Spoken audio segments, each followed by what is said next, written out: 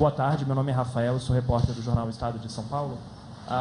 Queria fazer uma pergunta ao presidente do INEP, professor Chico Soares. Ano passado a gente fez uma matéria falando do aumento do rigor na correção das redações. Esse ano com a certificação de supervisores. Me chamou a atenção nesse último slide, comparando o desempenho dos alunos concluintes de 2014 com 2013, a queda na nota de redação em 9,7%. A gente sabe que a redação ela não é calibrada pela teoria da resposta ao item, que os temas são distintos de um ano para o outro. O tema desse ano foi, se eu não me engano, a questão da ética, da publicidade, né? O senhor acha que talvez foi o tema escolhido para a redação que pesou nessa queda da nota? Foi o aumento do rigor no treinamento dos corretores? Foi uma combinação das duas coisas? E também chamou a atenção para mim a queda no desempenho de matemática, que aí sim a gente pode comparar a nota de um ano para o outro, já que as provas são calibradas pela TRI, certo? A gente pode comparar a prova do Enem de 2014 com a de 2013, porque em tese elas teriam o mesmo grau de dificuldade. Primeiro, a questão não seria exatamente rigor. O rigor do ano passado foi igual ao rigor desse ano, só que esse ano nós tivemos mais capacitação, mais treinamentos, ou seja, a correção de redação é um grande sistema. As pessoas entram, elas são capacitadas. Portanto, a variação tende a ser menor. A gente está cada vez mais seguros de que a nota atribuída aos alunos é uma nota que nós podemos garantir que não estamos prejudicando os alunos, principalmente por causa das duas médias. Esse é o momento de apresentação dos resultados, e aí, Rafael, você respondeu sua pergunta, você levantou várias hipóteses que são as mesmas hipóteses nossas, mas nós não temos a resposta, ainda não deu tempo de fazermos pesquisas exatamente por que aconteceu essa variação, são hipóteses.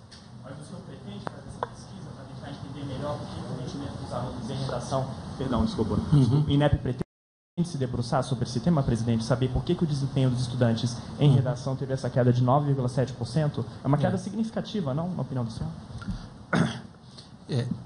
Entendam que o INEP é um órgão de pesquisa. Na realidade, é o Instituto Nacional de Estudos e Pesquisas. Então, o tempo todo a gente está aberto e envolvido nesse tipo de situação. É lógico que isso também é um convite para as universidades, para os órgãos, para essa quantidade de instituições de pesquisa no Brasil, se debruçar nisso. O que é importante, no meu caso, de sublinhar é a ideia da redação. A redação traz uma enorme complicação na atribuição de notas, mas a complicação seria muito maior se nós não estivéssemos sinalizando que o jovem, ao fim do ensino médio, ele tem que ter uma capacidade de expressão para a cidadania dele, para o emprego, pelo que for. Então, essa é a questão importante. Nós estamos no Brasil, que é no fundo, com uma necessidade que é rara. Nós temos que corrigir num prazo muito pequeno um número muito grande de redações. Então, daí todo esse esforço que se faz. Mas sim, Rafael, é claro que isso será tema de preocupações e de pesquisa. É uma queda significativa, desculpa se são funções, você acha que essa queda de 9,6% é uma queda expressiva? Não, aí a questão, eu não morro de amores pelos percentuais aqui. A gente precisava verificar qual que é o tamanho dessa variação em termos dos totais da média. Se você observar, você vai ver que a média do ProUni, que é a soma e divide, ela praticamente fica estável. Entende? Boa tarde a todos. Aqui, Cristina Serra, da TV Globo. Eu queria insistir nessa questão, mas eu queria que o ministro falasse e queria também que o professor Chico Soares voltasse a falar sobre esse assunto. O senhor disse que não considera 9,7% expressivo, uma queda expressiva em redação. Eu queria saber, então, de que forma vocês classificam esse percentual. É pequeno, é médio, é grande, é baixo? Eu queria entender como vocês avaliam essa queda de 9,7% em redação e de 7,3% em matemática, e queria também que vocês elaborassem um pouco mais sobre essas possíveis hipóteses que explicam essa redução, que não me parece pequena, e se isso também não reflete a má qualidade do ensino médio no Brasil, já que nós estamos falando de concluintes. Entenda que, na sua parte final, quando você fala do ensino médio, aí nós temos que olhar o conjunto das competências que se espera do aluno do ensino médio. E isso vai ser captado por essa síntese final, que nós estamos chamando de média do ProUni, que há aí uma queda, mas uma queda de 4 pontos, de 5 pontos. Quando nós estamos falando de ser significativo ou não ser significativo, é a pergunta de verificar o que ocorreria com um aluno específico se ele tivesse esse ponto a mais, esse ponto a menos. Então, se eu estou olhando num curso extremamente competitivo, como é medicina, é claro que essa pessoa estaria fora ou estaria dentro, né? Mas quando a gente olha no geral dos alunos, naquela distribuição, a gente vai ver que o aluno, com essa mudança, ele não está mudando muito de posição. Quer dizer, esses pontos que estão colocados aqui, ele continua, se ele estava ali no meio da distribuição, ele continua naquele meio de distribuição. Mas seria seria, na minha maneira de ver, completamente equivocado dizer que há um problema de redação desse ano. Por quê? Porque as notas não são comparáveis. Aqui é a questão, ela caiu, mas eu estou comparando de duas coisas que não são completamente comparáveis, né? Você pode elaborar as hipóteses? Pode desenvolver um pouco mais as hipóteses? A primeira hipótese, Cristina, que é algo metodologicamente difícil, que é colocar na mesma escala. Perceba, nós temos um tema diferente em 2 anos diferentes. Então, eu teria que ter alunos que fizeram o mesmo teste nos 2 anos para verificar o que aconteceu com eles nesses 2 anos. Entende? E isso é um estudo que, bem, aqui, como o seu colega disse, aí exige uma pesquisa, que não está feita. Né? Eu acho que o ministro está me chamando. São hipóteses que a gente... Os dados estarão todos disponíveis, preservada aí a identidade dos que fizeram o teste, mas estão todos disponíveis. Então, a comunidade acadêmica pode se debruçar. Eu arriscaria aqui uma tese, né, em relação à redação. O tema de 2013 foi o tema lei seca. Essa questão foi muito debatida, muito discutida, a mídia focou muito no tema e tal. O tema agora, publicidade infantil, não é um tema que não houve um grande processo de discussão como houve na lei seca.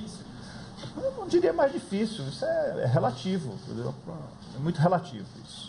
Mas é sem dúvida um tema que não teve o grau de discussão nacional que aconteceu com o tema de 2013, lei seca.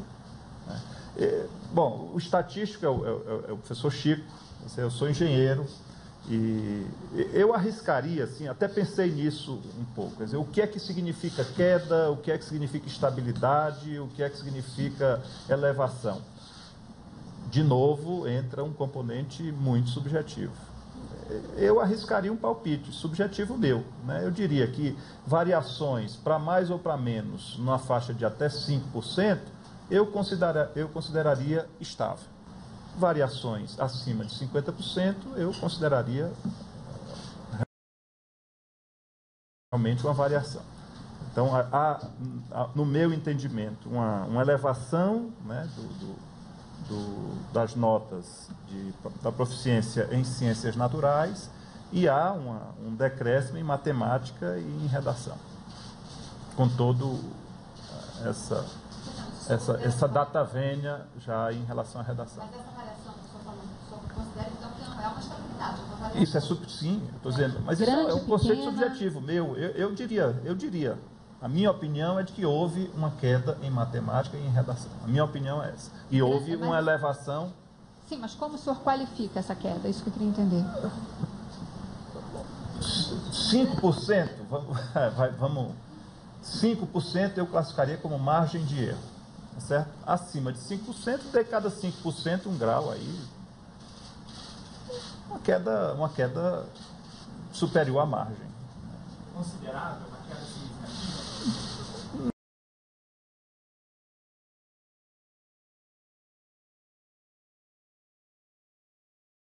Não diria uma queda significativa, eu diria uma queda que deve estimular aí a comunidade acadêmica a examinar as razões. Se isso, de fato, eu creio, um ano no ensino médio brasileiro não há variações tão significativas, né, em um ano. E o que nós estamos falando é de 2013 em relação a 2014. Falando na estrutura de financiamento, no quadro de professores, um ano não recomenda isso. Então, fica a comunidade acadêmica uma avaliação. E os dados, repito, estarão disponíveis. Ministra, que é Daniela, do Corpo Brasiliense. Aqui. A pergunta é a seguinte. Hoje a gente tem uma forma também de entrar no Ciências Sem Fronteiras, que é a partir da nota do Enem. Você tem que tirar uma nota mínima de 600 pontos. Hoje a gente não tem, pelas médias, nada, ninguém alcançou em nenhuma rede, né? Só na rede federal foi alcançado 600 pontos. Como é que é essa avaliação do Ministério da Educação? Para entrar no Ciências Sem Fronteiras tem que ter um nível maior, mas, ao mesmo tempo, a gente vê que o ensino médio está num nível baixo, que não consegue nem alcançar a média, porque de 1.000 pontos, 600 pontos é a média. Quando a presidenta Dilma anunciou o programa Ciências Sem Fronteiras, ela anunciou com uma meta, né? E essa meta, a rigor, foi atingida. A gente nem deu muita publicidade a isso, mas a meta foi atingida. Ela estabeleceu a meta de 100 mil e já atingimos 101. 101 estudantes na área de tecnologia, de engenharia, né, que era o foco do programa, foram atendidos. Como o universo é um universo relativamente pequeno, o que se faz é estabelecer um piso razoável. Qualquer renovação, né, do programa, os critérios serão rediscutidos. Mas não é preocupante que hoje a gente não tenha a maioria não atingindo a média? Ciências Sem Fronteiras é um programa... Hoje, desculpa, não atingindo a média no Enem, né, que hoje a gente quase ninguém atinge 600 pontos. Sim, mas isso não é... Não é isso quase foi... ninguém. Não, muita gente. Volta nos gráficos. A média... O gráfico está vendo, localizar os 600. Todo mundo que está acima de 600 é um número enorme de pessoas que tem mais do que 600 pontos. Certamente mas muito mais média, do que a 100 mil. Uhum. Certamente muito mais do que a 100 mil. Claro, muito mais. Muito mais. Muito mais. Há muitos alunos que... Qual que é o número preciso que alcança essa média de 600 Aqui nós temos que fazer pontos? esses cálculos. Isso é uma coisa fácil de fazer, mas a sua pergunta é quantos alunos passam de 100 mil? Teoricamente, você vê aí... É porque vocês fizeram um número que alcançam 1.000 pontos, né? Mas não... 1.000 pontos? 1.000 pontos, o seu na redação. Não, todas teoricamente, todas as disciplinas são de 0 a 1.000, teoricamente. Uhum. Todas elas. Redação, 0 a 1.000. Matemática, 0 a 1.000. Aqui, 250 obtiveram nota 1.000. Sim, enquanto em redação. 30, em redação. Você vê nesse outro gráfico que está aí, para cada uma das outras proficiências. Você vê ciência da natureza, aí veja o corte aqui embaixo. Ó. Vou me levantar aqui.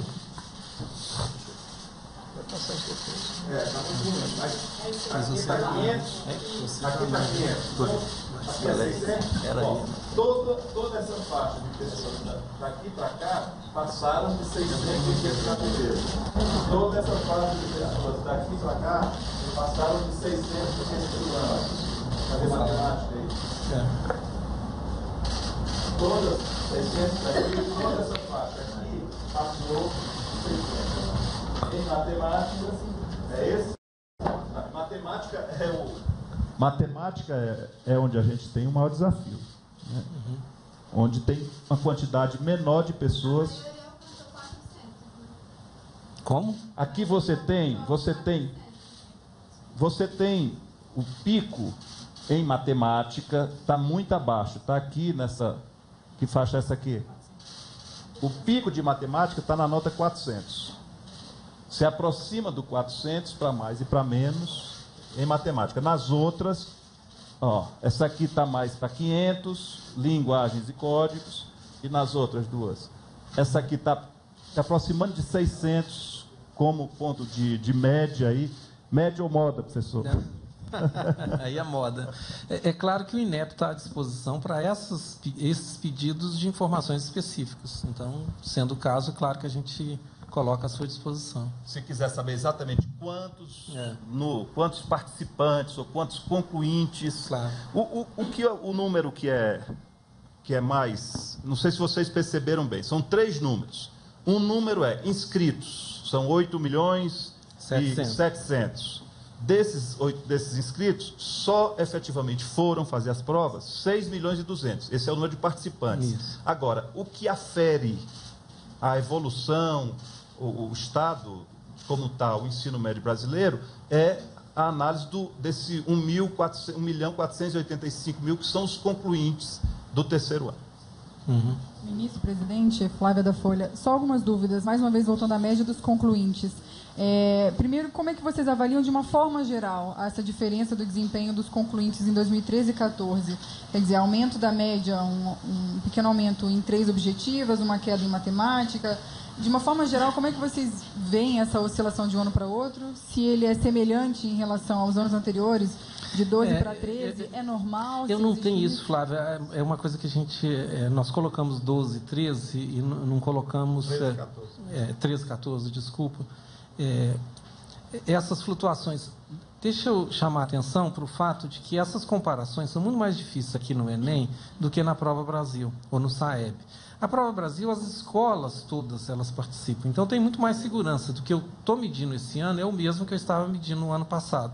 Aqui no Enem, a cada ano eu tenho mais alunos. Esse ano eu tenho 100.000 a mais no Enem. Quem são esses 100.000? Concluintes. De concluintes, sim. Mas no ano passado a gente tinha concluintes que não fizeram o Enem. O que a gente não sabe é quem são esses novos. Percebe? Como eles não são os mesmos... Mas o ministro tem dado uma orientação muito firme para a gente, ele acabou de repetir isso, que nós queremos que os dados sejam conhecidos e sejam analisados.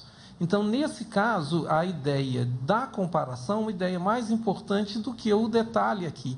Né? Então, a gente está dizendo. Mas aí, Flávio, olha, 3-2, né? E só uma outra pergunta, sai hoje ainda, né? As notas ainda vão estar disponibilizadas. As notas, né? Os resultados. O acesso individual, né? O acesso individual ele vai ocorrer hoje, mas não tem um horário. Nós estamos preparando tudo muito finalizado, mas certamente não vai ser ao fim dessa entrevista. Entende? Vai ser em algum momento durante a noite que o sistema vai ficar colocado à disposição. Precisa um período para dar carga. E só a última pergunta, tem uma previsão de quando o espelho vai ser divulgado? Porque só quando o espelho da redação é divulgado que o aluno vê a nota em cada uma das competências, né? Tem previsão de quando esse espelho vai ser publicado? Não, Flávia, ele verá. Volta, Flávia. Não, o espelho da redação é uma coisa, mas ele verá suas notas. Sim, ele verá que ele tirou 500 pontos em redação. Mas na redação tem cinco competências, não é? Eu digo, isso. Esse detalhamento e o espelho em si, tem uma previsão? Eu pedi ao professor Luiz que tem... É um mínimo de 60 dias, porque agora eles têm que fazer toda a carga da redação, que é diferente, que aí é texto, fazer análise com cuidado. Então, é no mínimo de 60 dias para estar disponível para a vista pedagógica. A partir de agora, mais 60 no mínimo. Ministro, Rafael, de novo, do Estadão. O senhor foi muito claro na questão da redação, falou que são temas diferentes. Um ano foi lei seca, o outro ano foi a ética na publicidade infantil. E realmente essas ponderações foram muito pertinentes. Na questão da matemática, o que me chama a atenção é o seguinte: a prova de 2014 do Enem, ela tem o mesmo grau de dificuldade da prova de 2013. As provas são calibradas para a teoria de resposta ao item. Então, a prova de matemática de 2013 teve o mesmo grau de dificuldade de 2014. Então, não estou falando mais de redação em que os temas foram diferentes, são subjetivos. Estou falando de provas de matemática distintas que foram calibradas com o mesmo grau de dificuldade. E, mesmo assim, uma queda de 7,3%. Desculpa ser insistente, mas vocês falaram muito na questão de a comunidade acadêmica ter que se debruçar, mas o INEP e o MEC não vão eles mesmos se debruçarem sobre isso, assim, e de novo, assim, uma queda em matemática de 7% não é um chama atenção, assim? O senhor está satisfeito com o desempenho? Satisfeito? Claro que não. O que é importante nisso tudo, né, é a média, certo? A média é que é o importante. E a média, já foi dita aqui pelo professor Chico, essa que está proposta aqui é uma média usada por ProUni. Esses dados, eles são colocados à disposição das universidades e cada uma delas, segundo o curso que o aluno está inscrito, pretende ingressar, ela estabelece uma média diferente. Então, se um aluno está inscrito para o curso de Direito, talvez a proficiência Ciências Humanas e linguagens e códigos tenha um peso maior, uma ponderação maior. Se é para engenharia, a matemática deve ter e as ciências naturais devem ter ponderação maior. Então, na média, não houve -1, isso está na margem de erro, tá certo? O que é que você quer? Uma afirmação minha de que em matemática houve uma queda? Para o meu conceito, sim. Em matemática e em redação houve uma queda, ao tempo em que, em ciências da natureza, houve uma elevação. Como é que vai se debruçar sobre isso? Montar uma comissão? Quem deve, a meu juízo, né, quem deve fazer isso é a comunidade acadêmica. A comunidade acadêmica. E o MEC disponibilizará, através do INEP, todos os dados para pesquisas, avaliações, estudos, teses de mestrado, de doutorado, enfim. Ministro Isabela Azevedo, da Voz do Brasil, TVNBR, aqui, tudo bem? A gente está falando muito de notas de matemática, da redação, mas eu queria que o senhor fizesse uma avaliação geral das notas, incluindo as outras disciplinas. O que o senhor achou da avaliação do Enem, do resultado do Enem? E queria que o senhor falasse também um pouco sobre a oportunidade que o Enem dá para outros programas educacionais, Ciências Sem Fronteiras, o SISU, o ProUni, etc. Bom, divulgado hoje, o acesso haverá um período de abertura de inscrições para, inicialmente, vagas do SISU. O que é que são? São vagas de universidades públicas, universidades federais e estaduais que aderiram a esse sistema. E nós já temos hoje 50% das vagas. Nós temos hoje em torno de 50% das vagas públicas que o critério, o acesso é o Enem. Na sequência, serão, na semana seguinte, agora de 16, né, de 19 a 22 é o SISU, de 26 a 29 será aberto o ProUni. O ProUni são vagas em universidades privadas que, enfim, que têm esse entendimento com o governo. E, mais na frente, nós deveremos, critério também, para vagas do FIES, em instituições privadas, também com financiamento aos estudantes. Então, o primeiro lote de vagas, 200 mil, que aumentou 20% em relação ao ano passado, são instituições públicas. O segundo lote é instituições privadas com financiamento integral público, né? E a terceira oferta de vagas, a terceira oportunidade para jovens cursarem o ensino superior será através do financiamento feito pelo FIES. Mas eu queria que o senhor falasse sobre a oportunidade. E ainda teremos o SISUTEC. Queria que o senhor falasse mais sobre... Desculpa, perdão. Queria que o senhor falasse mais sobre a oportunidade que o Enem dá para acessar esses programas. Além do calendário, mas mais sobre a oportunidade que o Enem dá para acessar esses programas.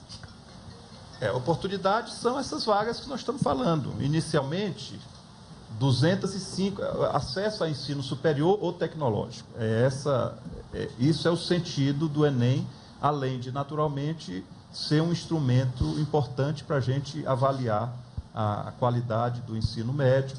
Além disso, é uma terceira porta. A pessoa pode ter o certificado de ensino médio com a conclusão regular do ensino médio, através de programas de educação de jovens e adultos e através de um atingimento de uma nota mínima em cada uma das proficiências aqui. Com isso, ele pode ter cursado o primeiro há 10 anos ou nunca ter cursado nenhum ano do ensino médio, ele pode. São esses 65 mil brasileiros que vão ter agora as notas para ter o certificado, diploma de ensino médio. Então, essa é a primeira oportunidade. A segunda oportunidade é o acesso às instituições públicas de ensino superior. São mais de 200 mil vagas. Nós estamos com 20, e essa tendência é crescente. Uma série de universidades ainda não aderiram, algumas universidades não aderiram ao SISU, e eu vou procurar dialogar com as universidades, somente as federais, para que abram como canal de acesso o Enem. Então, essa é a segunda oportunidade, instituições públicas, 200 mil. ProUni, nós tivemos o ano passado, Luiz Cláudio. Vamos levantar agora, vai estar em torno de 200. No ProUni, nós tivemos o ano passado algo em torno de 200 mais 200 mil vagas para 100% financiadas pelo poder público. E o ano passado nós tivemos cerca de 700 mil ingressos em ensino superior em instituições privadas com financiamento. Todos esses ingressos, nós estamos falando de 200 mais 200, 400 mais 700, 1.100.000 vagas no ensino superior, que tem, e mais o Sisutec, né? O Sisutec são quantas vagas? Em torno de 100 mil é o que nós estamos prevendo para esse ano. Então, nós estamos falando de 1.300.000 vagas de ensino superior ou técnico e tecnológico através desse instrumento que é o Enem. E a avaliação geral que o senhor faz do desempenho dos alunos no Enem de 2014? Bom, eu acho que na média ficamos estável, não houve grande evolução, né?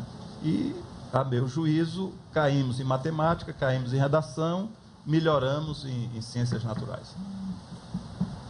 Boa tarde, ministro. Luiz Monteiro, do Jornal da Record.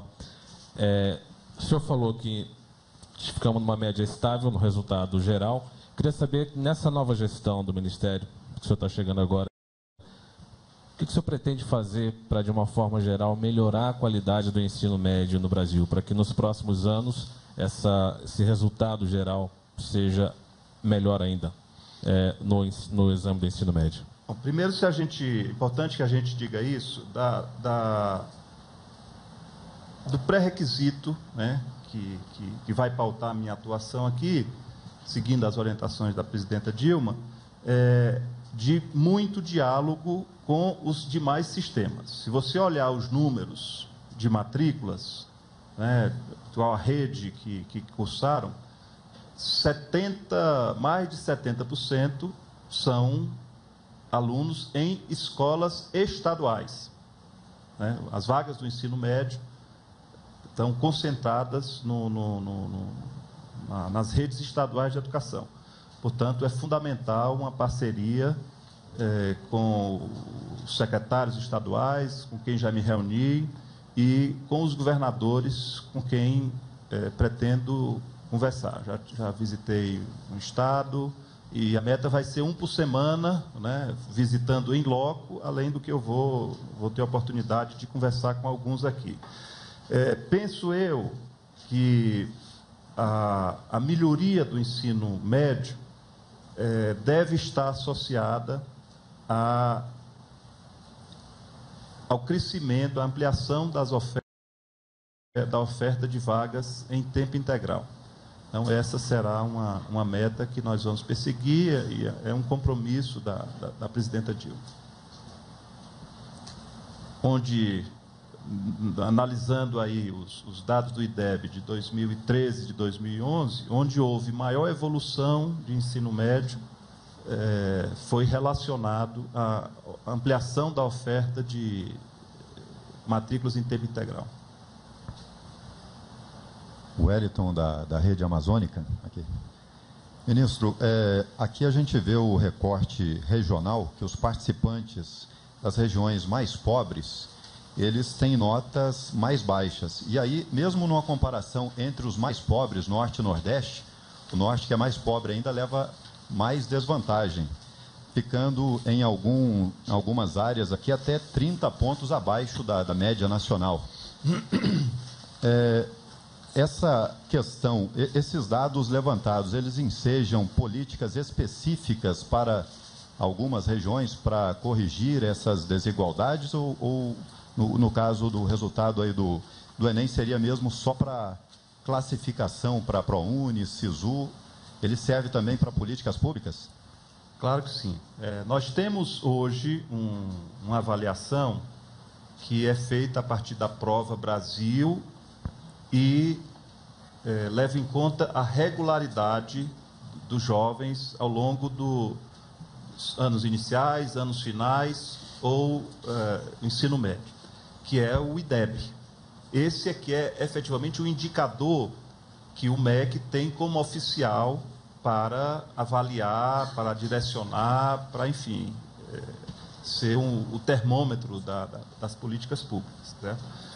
Eu penso em incluir o Enem como parte desses indicadores, pelo simples fato de que ele é anual, o IDEB é bianual, e o Enem, ao contrário, quer dizer, a Prova Brasil, que vai ajudar na formação do IDEB, é bianual, o Enem é anual. Então, eu quero discutir a possibilidade da gente ter o Enem também como um indicativo de avaliação para políticas públicas na área da educação, o foco aí, obviamente, no ensino médio. Certo? Se você olhar no médio prazo, há aqui já uma mudança de posição no ranking das regiões. Tradicionalmente, Sul e Sudeste sempre foram melhor, Centro-Oeste intermediário, Norte e Nordeste os piores, Nordeste o com maior desafio. Há não sei se, eu não vi o Enem de 2013 por região. Pois é, o Nordeste cresceu, né, e ocupou uma posição à frente do Norte. Então, isso, obviamente, que deve direcionar políticas públicas. Né? Norte e Nordeste, com certeza, serão as regiões onde o foco do Ministério, buscando qualidade, será dado. Eu só queria acrescentar de que o fato de existirem regiões e famílias mais pobres, isso não é destino. Nós temos excelência no Brasil em qualquer lugar. E é muito importante dizer que, e agora, no Enem por Escola, quando aparecem escolas de outras regiões que não sul-sudestes, o país aprende, dizendo, há excelência. No IDEB, a gente tem excelências espalhadas por todo o país. Agora, é lógico que naquelas regiões onde as famílias podem dar menos para os filhos, é claro que ali o ensino ele tem mais dificuldades. Né? Então, por isso é que se precisa dessas políticas. Mas a gente não deve associar isso com o recorte regional, né? Que o Norte, pelo fato de ser Norte, é pior do que o Sul pelo fato de ser Sul. Não é isso. Né? Nós temos excelência em todos os lugares, né? Com todas as nuances do nosso país. Agora, eu volto a insistir naquilo. É importante a gente colocar esses dados porque a desigualdade é uma coisa que tem que ser vencida. E para ela ser vencida, a gente tem que saber que ela existe. Né? Bom, e mais uma coisa. Estou agora solicitando ao INEP que faça esse corte em relação aos concluintes. Isso é que efetivamente dá a ideia do ensino médio regular. Né? Pode ser que hajam aí se você for ver a relação participantes com a relação de população das regiões, você vê que nem sempre bate. O Centro-Oeste representa 7,4% da população brasileira. Teve como participante 8,4%. Está próximo. Né? Mas o Nordeste, veja, 27%, ou 28%, arredondando, o Nordeste representa 28% da população brasileira, e é razoável na faixa etária também seja isso, e teve quase 34% de participação. Né? Então, há claramente movimentos no Nordeste, no sentido de ter uma maior participação no Enem. Aí pode se atribuir a uma série de coisas. Será que é certificação? Essa certificação foi procurada mais no Nordeste? Né? Enfim, tem muitos fatores. Mas o que vai para a gente nortear sempre será não a nota ou a média dos participantes, mas a nota, a média, a distribuição geográfica dos concluintes. Isso é que ajuda a formular políticas para o ensino médio. Pode-se dizer que uma das inovações que o senhor pretende trazer para o Enem seria utilizá-lo para aplicação de políticas públicas? Claro que sim. O Enem, quando foi imaginado, quando foi concebido, não era para ser uma avaliação. Nós já tínhamos um instrumento que era o IDEB, Prova Brasil, SAEB. Né? O Enem foi imaginado para critério de ingresso em ensino superior. Foi esse o objetivo. Mas acho que ele está ele está tendo tanta adesão que penso, né, a Prova Brasil é aplicada em 100 mil jovens, embora com os cuidados estatísticos lembrados aqui pelo professor Chico, né? O Enem ele é disponibilizado, as pessoas que fazem concluintes, né, do ensino médio nós estamos falando de 15 vezes mais, em vez de 100 mil, são quase 1.500.000, né? Então, é uma amostragem. Agora, corre o risco, estatisticamente, de você ter um público que não participa, e isso criar um desvio, né? Quando você faz às vezes é melhor, teoricamente, você ter... Isso é sofisticado, né? Às vezes é melhor você ter uma amostra de 100 mil que leva em conta todos os espaços, que tem a escola do rural lá do Acre e que tem a escola rural de Goiás, né? Do que você numa amostra de 1.500.000, pode não ter nenhum do Acre. Pode acontecer, se não for bem formulado. E o Enem não é uma amostra estudada anteriormente. Ela é de demanda. São pessoas que demandam. Então, a gente, com esses cuidados, com essa preocupação, penso eu que o Enem deve ser pela sua anualidade e mais.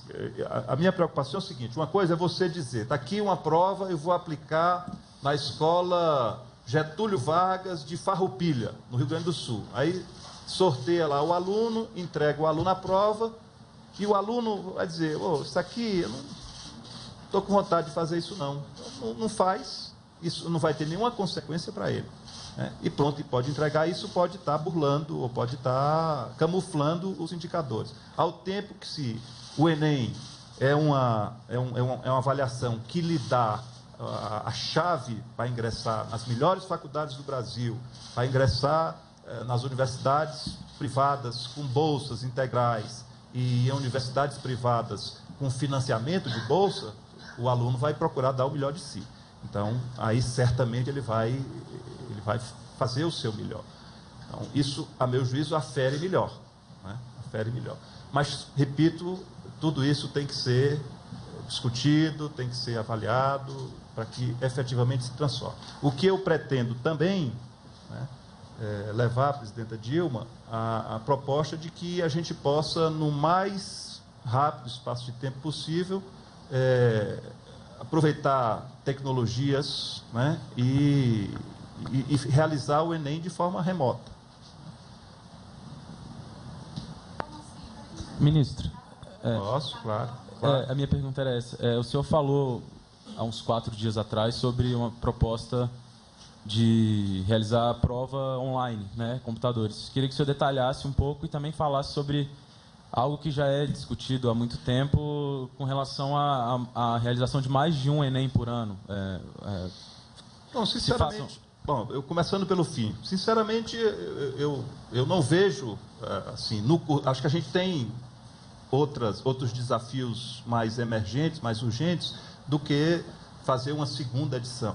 O que eu penso é que a gente, ao invés de pensar em segunda edição, deve trabalhar, e isso não é uma utopia, é uma coisa que a tecnologia hoje já dispõe,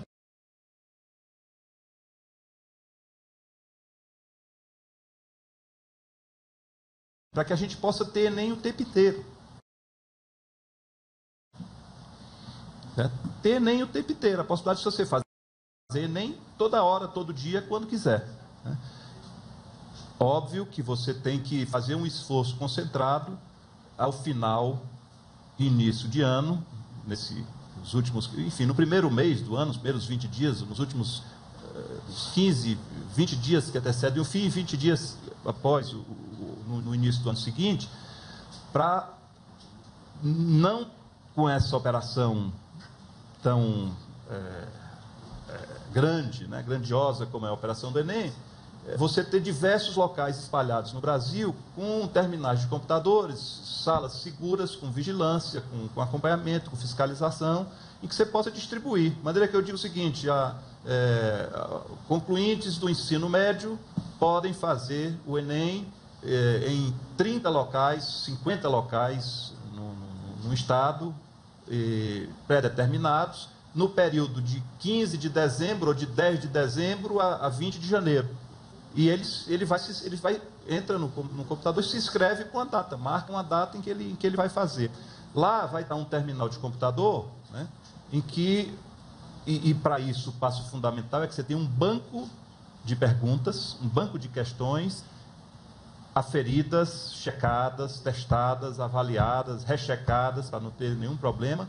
E o terminal, aleatoriamente, faz a prova, vai fazer na prova. Ele vai aleatoriamente escolher 10, 20 perguntas de ciências da natureza, vai escolher 20 perguntas de ciências humanas, 20, 30 perguntas de linguagem, de maneira que o vizinho vai estar com a prova, aleatoriamente, o vizinho vai estar fazendo uma outra completamente diferente. Então, nem dá para conversar. É claro que você pode ver imaginando suspeitos, você tem que ter cuidados, mas não essa operação que é o Enem. O Enem, você tem que contratar uma gráfica ultra especializada, né? Tem que ter, vocês já viram o que é que tem que ter, né? Uma gráfica como essa. 500 câmeras. Diz aqui o professor Chico, tem 500 câmeras nessa gráfica que faz as provas.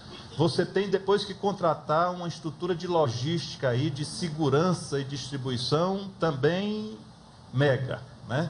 Depois aplicar tudo no mesmo dia, na mesma hora, ter todos os cuidados com vazamento, enfim. Então,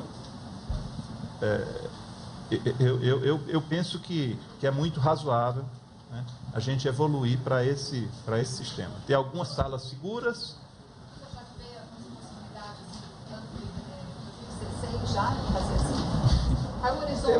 Eu estou chegando agora, né, eu tenho que ver quais são as potencialidades e quais são as fragilidades que tem aqui o Ministério. Tem que ver toda essa parte legal, o poder público tem limitações, né, não pode simplesmente fazer uma sala, ele tem que licitar, tem que ter editais, tem que ter leis, né? Então, eu não desejo estabelecer prazo, mas tudo, a meu juízo, que é necessário, está disponível em matéria de tecnologia.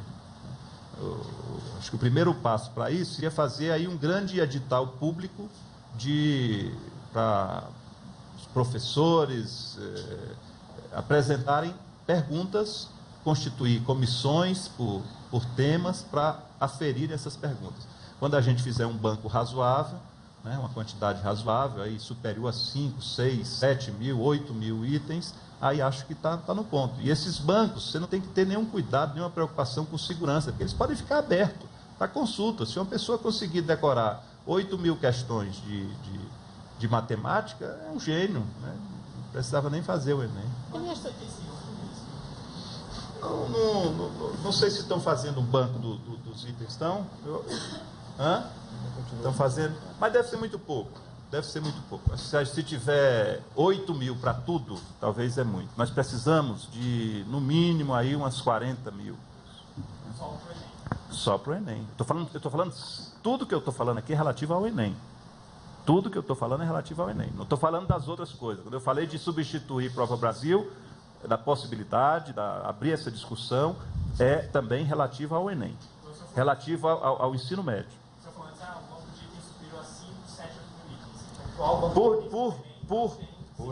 Por área de conhecimento. Nós temos 4 áreas de conhecimento. Nós temos ciências da natureza, ciências humanas, códigos e linguagens e códigos e matemática.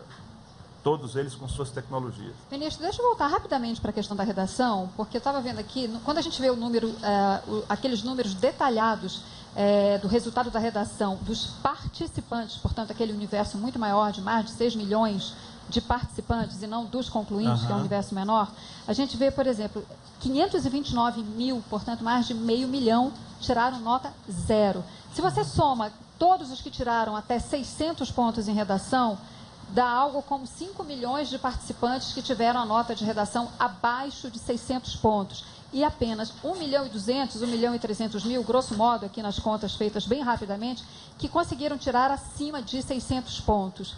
Baseada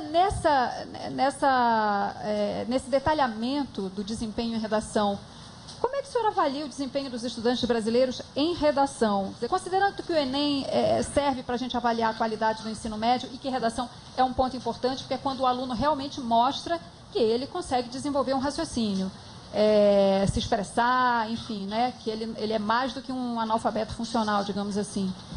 Eu queria que o senhor fizesse uma avaliação baseada nesse detalhamento de redação. Bom, todas essas questões têm um grau de relativismo. O que é que se considera a média razoável? O colégio que eu estudei, a média era 7,5. Para passar por média era 7,5. Depois eu fui para um outro colégio que a média era 5. Então, e acho que hoje o 5 é uma média meio consensuada, né? Então, se você considerar assim, o gráfico fala por si só, eu não tenho muito o que dizer. O maior percentual de pessoas está abaixo da média, está abaixo do que seria um patamar razoável, né? Leve justificativas para isso, várias. Eu acho que o brasileiro está lendo pouco demais, os estudantes estão lendo pouco. Enfim, tem o tema, nesse caso, não é um tema tão popular, certo? Tudo isso dificulta. Mas, enfim, não dá para a gente fugir, não dá para a gente camuflar ou tentar dizer que o ensino público brasileiro é bom. O ensino público brasileiro está muito aquém do que seria o desejável. É para isso que nós estamos aqui, para lutar, para melhorar. Esse é o nosso compromisso.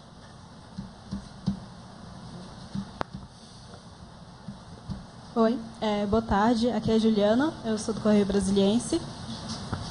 Eu queria perguntar duas coisas, na verdade. A primeira é sobre a certificação de ensino médio, já que apenas 67 mil participantes conseguiram atingir os requisitos básicos dos 631 mil que fizeram a prova com esse objetivo. Eu queria saber se esse número está dentro do esperado. E também queria questionar sobre o site do INEP, que apresentou algumas instabilidades durante a manhã e a tarde, se isso pode atrasar a divulgação do resultado de hoje.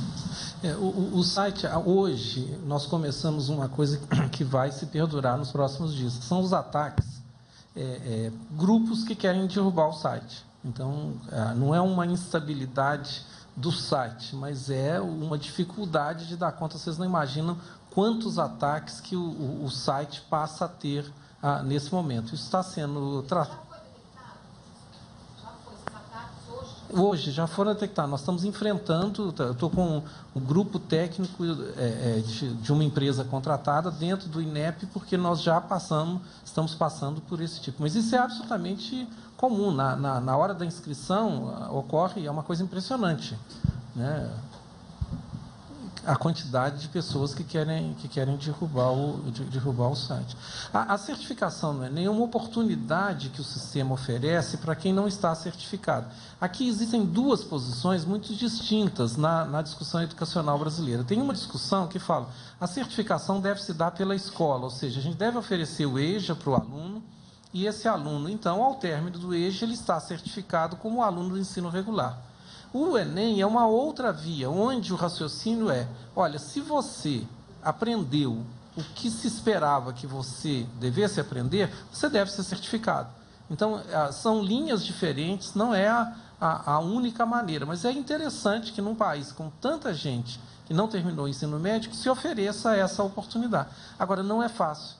São 450 em cada disciplina e 500 em redação. Dado hoje o desempenho típico dos alunos, é um resultado que, se a pessoa não tivesse dedicado, se ela for ao Enem simplesmente achando que vai ser mais fácil do que passar pela escola, isso não vai acontecer. A gente celebra esse número, 60 mil alunos que hoje estão certificados, né? Mas não é a única maneira, ele pode fazer o EJA. Oi, só uma dúvida, professor Francisco. Eu estou olhando aqui essa penúltima folha que os senhores passaram, do desempenho dos concluintes. Essa média do ProUni, como que ela é feita? A média ProUni não é média do ProUni, é média ProUni. O que quer dizer? Cada universidade, ela usa as notas do Enem de uma maneira. O ministro se referia, olha, tem lugares que falam, eu vou dar peso 2 para o curso As Ciências da Natureza, para o curso de farmácia.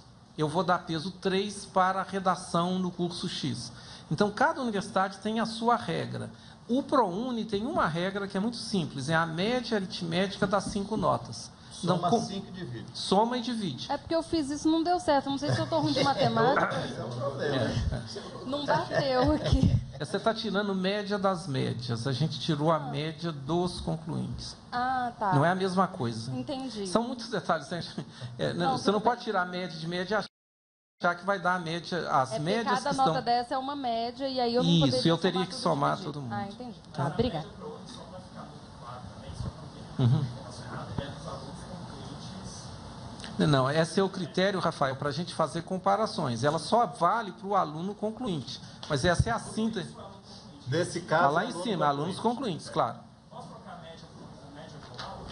Não pode, porque média global não é isso. Acho que a imprensa aqui tem um papel muito importante. Não é para facilitar o entendimento. Tem várias médias globais. A média aritmética simples. É completamente legítimo. Não, é completamente legítimo uma universidade querer dar mais peso numa área do que a outra. E isso seria uma média global do mesmo jeito. Entende?